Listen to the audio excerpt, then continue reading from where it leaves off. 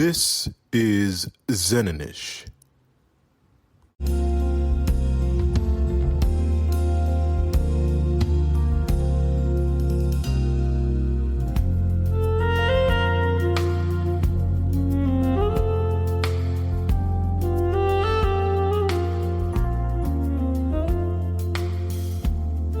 Welcome to the Zen'n'ish podcast, where we create space for meaningful conversations that inspire growth, connection, and healing with a touch of Zen. Today, we're honored to have Kendra Glasgow, a relationship coach and occupational therapist, and she joins us today to discuss loneliness in marriage and how it can serve as a teacher for building deeper connections. Kendra, we're thrilled to have you with us today.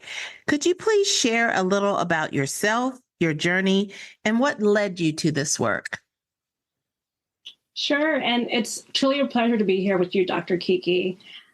So I am a first-generation American, and I would say with any first-generation American, you have either a people pleaser or a reformed people pleaser.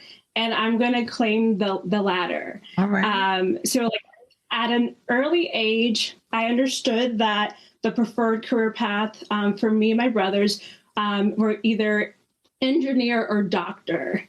So it makes perfect sense to me that relationship coaching ended up being my third career rather than my first. So I first balanced the push to be a doctor and wanting to really be my own person by becoming an occupational therapist. And I was actually drawn to occupational therapy because it had a more holistic perspective, I thought, compared to other healthcare professions. Like, it was understood that we had to understand both the mind and the body, no matter, what brought the person to the particular setting, in order to get them to engage in meaningful and everyday activities. But during my 7 years, my first 7 years as an occupational therapist, I also saw the cracks within the U.S. Healthcare system, and that prompted me to transition to my second career path, and that was in public health, because I wanted to play a role in improving that system. And so I ended up transitioning to public health, but also in the midst of that transition, I was also in a marriage where I felt pretty much alone. So I didn't, at the time, I didn't think that I would ultimately decide to pursue a divorce. But I think, since then, I've been more equipped to just make difficult decisions after that. And this past summer is when I decided to pursue my third career path in relationship coaching. And, I think, again, I felt called to serve because of a crack in the system. And this time the system was marriage and romantic relationships in general. So my mission right now as a relationship coach is to reduce and prevent loneliness as they occur in the context of marriage.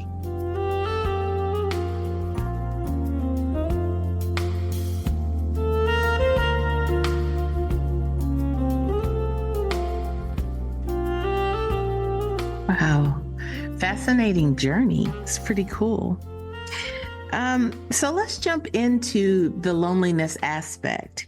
Loneliness is it's a shared human experience. Yet it carries so much shame, it seems, and especially in the context of marriage. Why do you think that is? And how can we begin to challenge that narrative? Yeah, thank you for that question.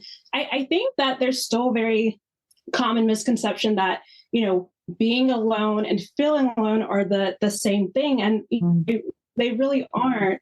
And there is a lot of vulnerability in expressing that you're experiencing loneliness. And I think, we aren't comfortable with vulnerability as a society.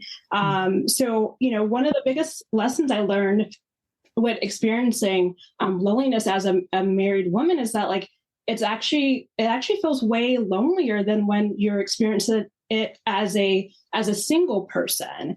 I think that you become ashamed because you think that there's something wrong with you for experiencing it, and you don't even necessarily initially recognize it as loneliness. Mm-hmm. I think about like in movies, I feel like the single person is like portrayed as lonely, not really having much going on, and then the married woman is thriving, full of advice. Right. So we get these messages, right? So I think we're just like not prepared for it when it happens in the context of marriage. But as I started to speak with other married women, like I realized, like even if we weren't struggling with the exact same issue, like loneliness was the common denominator. And I think there's so much power in knowing that you're not alone in this experience, and that other people can relate to your story. And I think that like having community, having a support system, having a safe container to talk about it's huge in terms of like decreasing shame. Yes, definitely. And I think about like my own life, my single time, now being married and working with couples. And I think another misconception is that if you're busy, you're not lonely. Yes. Yes. Yes. And it's like, no. They are two different things, most definitely. Yes. So in your work with clients and in discussions, you've talked about or you've described loneliness as a teacher. And I'm wondering, how can couples or individuals use this experience to build stronger emotional connections? So I think, really looking under the hood and seeing what is fueling the loneliness is key. It gives us so much information about ourselves and like what we are seeing relationships being able to provide us. Because the interesting thing is that one person can feel lonely and the other person can be good, or two people can be lonely, but for completely different reasons. Yes. So in my case, I felt lonely because of the lack of physical and emotional intimacy. I felt like we were decent companions and roommates, and most of our conflict was really just not being on the same page as to whether that was okay to sustain our marriage. And as I continue to explore my loneliness through the lens that, I want more physical and emotional intimacy, like I was forced to also like look at the gaps in my own understanding of myself as a sexual and emotional being. Mm-hmm. And I would say like therapy and coaching were, played huge parts in this exploration. I discovered that I was having difficulty seeing myself as sexual and that I wasn't totally comfortable in my own skin. I discovered that I was super self-critical and I like relied too much on other people's expectations and viewpoints of me. So I realized that, maybe my marriage wasn't meeting my own needs, but I wasn't meeting my own needs as well. So I think it's important to really address like how we're also contributing to that disconnection. Yeah. And I think a relationship and a marriage kind of helps you get like more precise clues of how we might be neglecting ourselves as well. So yeah, that's what I mean by like loneliness being a really, really important teacher. Absolutely. And a lot of times, marriage, especially in the early stages, leads to aha moments. Aha moments don't always necessarily mean that the relationship has to end, but it can really help you say, wait a minute, I've been driven by, for example, all of these extraneous things like I'm supposed to be married by a certain age. I'm supposed to have kids by a certain age.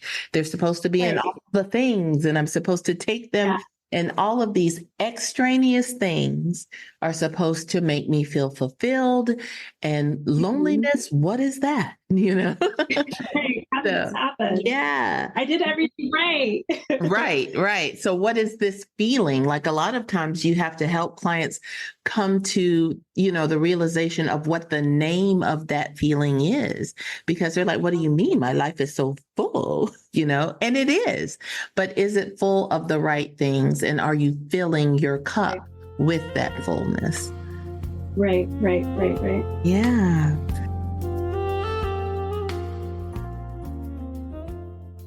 So let's look a little more at like the barriers to that vulnerability and connection that you were talking about.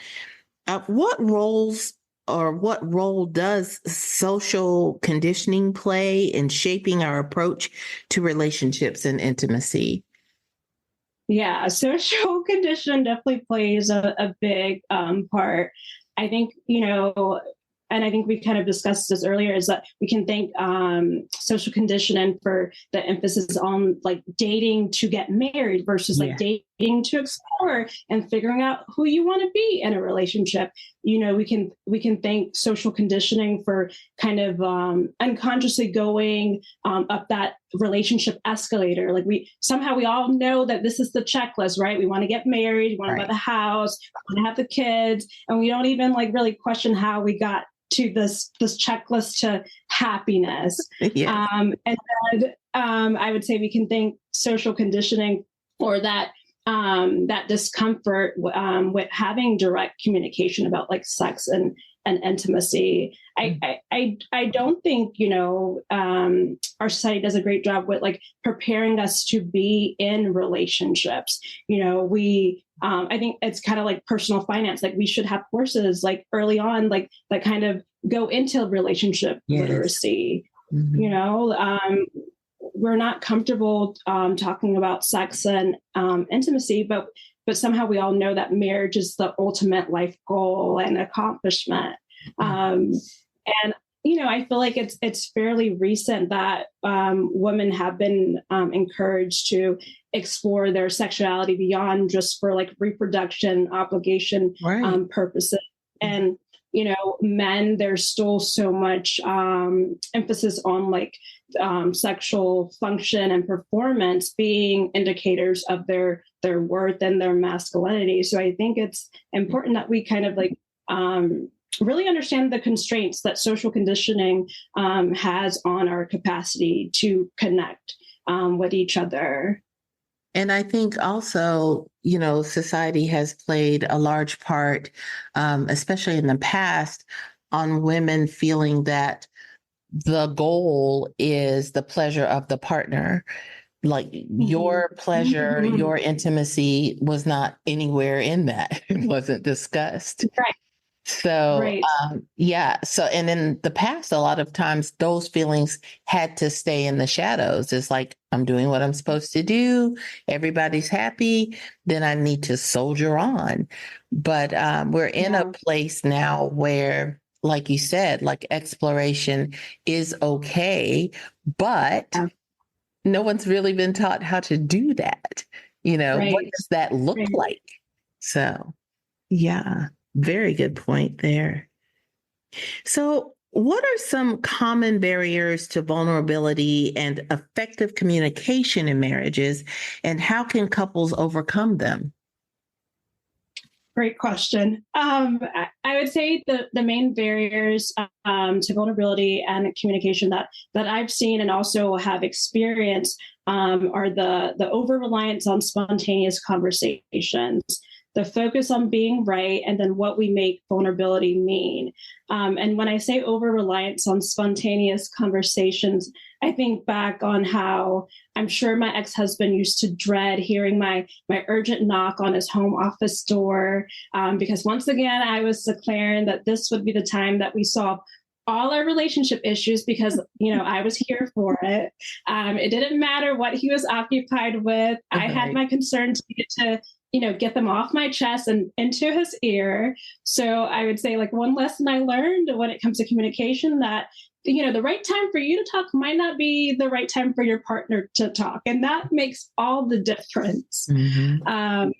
And then, with the focus on being right, I feel like, both individuals can probably struggle with this, but I feel like usually maybe one more than the other. And I feel like, unsurprisingly, it's the person that's like kind of more receptive to getting that third party support. So, I obviously didn't realize it at the time, but when I had the belief that the couples therapist would be assisting me and showing my ex-husband how he was the problem, I was adding to the problem. And kind of distracting us from like the real problem, like the patterns and dynamics that we were both contributing to. And I think that's like, until you get to the real problem, you're never going to really make, progress. Right. And then I know I mentioned this earlier, but we aren't comfortable with vulnerability. And we kind of have like a you go first mentality. Like, somehow we lose the upper hand if we're vulnerable before our partner is. Right. And I think it's, critical to kind of investigate, like, where is this resistance to vulnerability coming from? Because we all say we want that in our relationships, but we struggle so hard, to have it. So really digging into like, where is this coming from? Did I learn this from my upbringing? Is this related to like past trauma? Is this related to baggage from, past relationships? Like, right. Where is this coming from? And some of it even comes from, especially with men, taught that, you don't show emotions and you don't show the vulnerable side. And so, right. And they're wanting to with this partner, they're wanting that intimacy. But again, like you talked about, that struggle against what I know to be, or that trauma, or what I was taught, all those types of things. And it does make it very hard sometimes. Yeah. Yeah, very much so.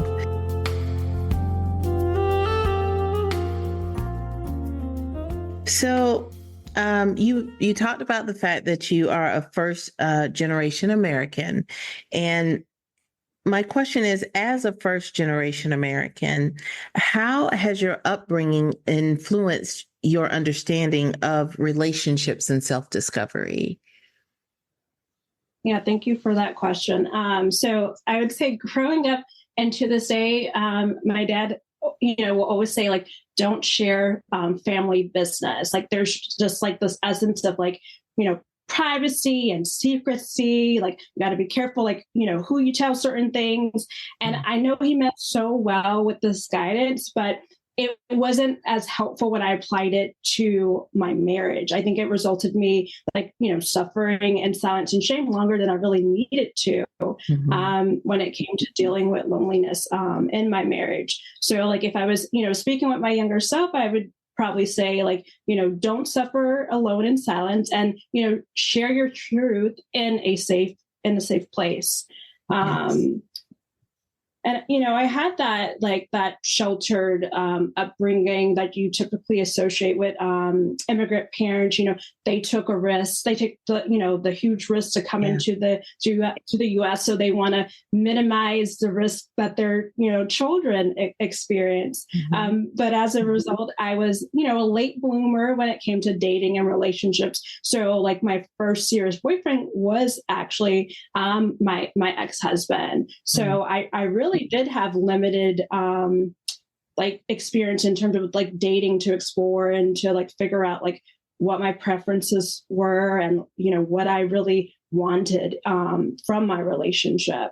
And I won't go into my soapbox about like how this is really problematic in our society. It is getting better. I mean, I hear more and more about there being courses on like how to have healthy relationships. So I think it's improving, but like the main things I learned at home was like, no shacking up or, having sex prior to marriage. Yes. Like that was it. That was my relationship 101. Period. Period. Yeah. So not really a lot to really go on. So like, again, I'm going to say like, it's so important that we like date to explore, not have that sole purpose. Like, I'm trying to find my husband, because you're going to lose so much valuable education. Yes, I agree. And I think that, as you said, we've come a long way, but I think that there's a lot more that can be done and hopefully will be. I would love to see more mindfulness and present thinking coming into this, because in the formative years, like the young years, like you said, you get like the don'ts, don't check up, don't do this, don't do that. And I think we need to talk more about the things to do, like date to explore, as you said, being present in that relationship and loving what it is for that moment. And then, when it's time to go, processing the feelings around that, but not having that pressure of, you are dating to find the one, because you might not be the one yet for yourself. So, just as you said, like, you're still figuring out what I do like, what I don't like, what I will tolerate, what I won't. And it's great to figure those things out before you actually get married. So, yeah, very wise words there.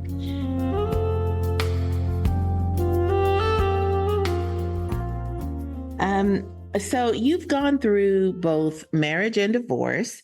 And what are some of the most profound lessons you've learned about personal growth and resilience? Yeah. So I would say, like, the first one is relationship healing work does not replace individual healing work. Mm-hmm. And so even though my marriage didn't last, I will forever be grateful for it, because I found out how to be more me. And it's a result of, like, ending up doing relationship work alone forced me to do the individual healing work. Mm-hmm. So we'll always be grateful for that. And then the second, you don't have to prove your right to grieve. Like, we often associate grief just with, like, death of a loved one. So it feels a little bit more weird associating it with divorce, because it's, loss of a loved one that you actually choose. Right. But it happens. Yeah. And it's still a process. And I would say that, there's always a risk of grief whenever you open up your heart to love, and, you don't have to prove your right to grieve. Absolutely. Right. And it can be that you're stepping out of a bad situation, and it still doesn't make it wrong to grieve, because it is a loss of something. So, yeah, definitely. So, how can individuals cultivate self-love and that self-trust? And why are these qualities so important for healthy relationships? So, I mean, this might sound cliche, but I would say, be curious about yourself and take notes. And I say take notes because some people have an aversion to journaling. Yes. But I would say that, self-reflection, journaling, like, was instrumental to my healing as I, like, worked on my marriage, and then also as I exited my marriage. And I think, anyone that's gone through divorce knows that it's not like a overnight uncoupling process. You're kind of grieving, like, throughout your marriage, right, even before you get this decision to get the divorce.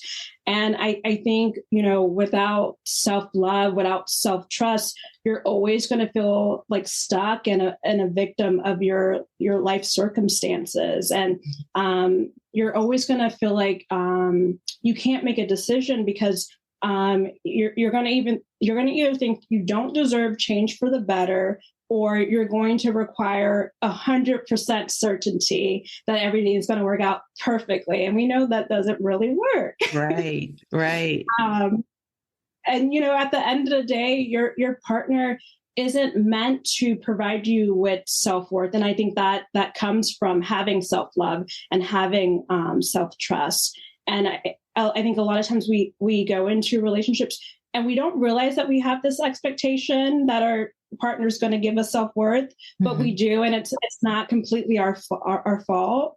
But so I would also add, like, you have to, be patient with yourself, with the amount of unlearning you might have to do because of social conditioning, and because of your past experiences. I think relationships can only be healthy when individuals that make up the relationship take the time to be responsible for their own personal development and growth. Yes, very true. And I loved what you said about journaling, like taking notes. And that's one thing that I always stress to clients. Journaling doesn't mean that you sit down and write a novel or a soliloquy. It can be whatever works for you. Some people do bullets. Some people draw, because that is how they connect feelings with, what's going on presently. Whatever works for you, but getting those feelings and those thoughts out in some way can be very powerful. And even being able to look back on that and seeing growth is such a wonderful thing. Yeah. Yes. Yeah. I do that. I like going back and looking at past entries and just being like, wow, I came a long way. Right. Absolutely. So for couples who feel that disconnection, what's one small step they can take today to begin rebuilding intimacy? So I would say, like, small is definitely subjective, but I would recommend each individual, like, really think about where their loneliness is coming from. Like, is it because there's a decrease in physical intimacy? Is it because there's a lack of, like, quality time? You guys do spend time together, but it's not quality. Is it because you see that your partner isn't satisfied with the current connection? So really, like, dig it into, like, where is this coming from? Because I think that gives you, like, more direction on, like, what needs to be addressed, like, maybe individually and relationally. Yes. Very good. Yeah.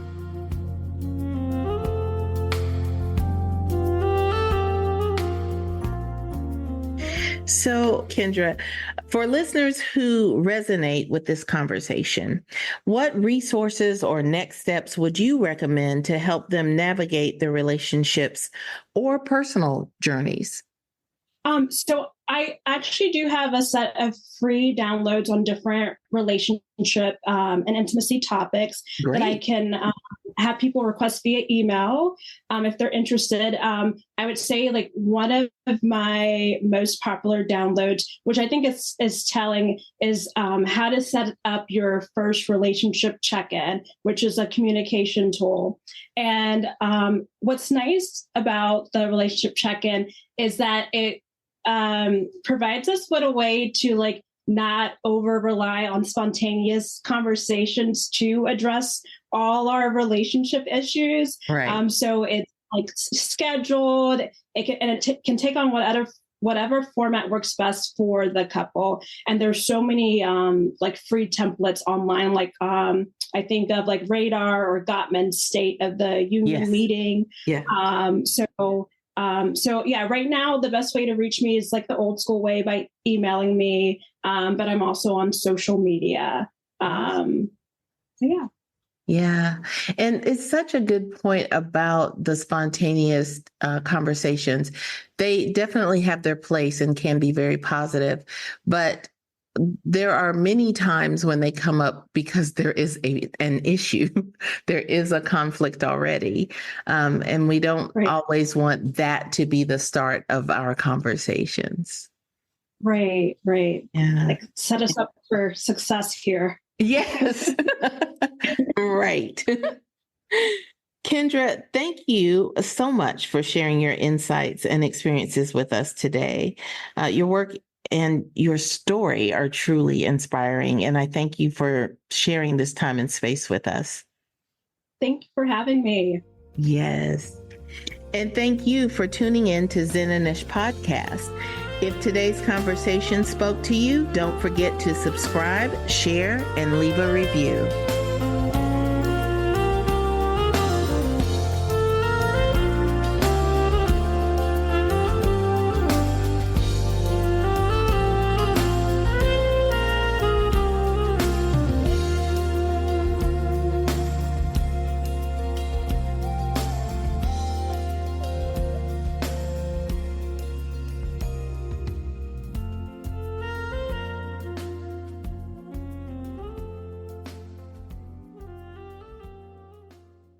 Zen'n'ish copyrighted podcast and website offer opinions of Dr. Lakeisha Hudson, Dr. Kiki Zen'n'ish LLC, and or guests. Content is for information only, not medical advice. Consult a professional for health concerns. Opinions are personal and do not reflect workplaces. Privacy is a priority. All names may be altered for confidentiality. Not for legal use. No guarantee of accuracy. No doctor-patient relationship established. For errors, email 423.4.doctor.kiki@gmail.com.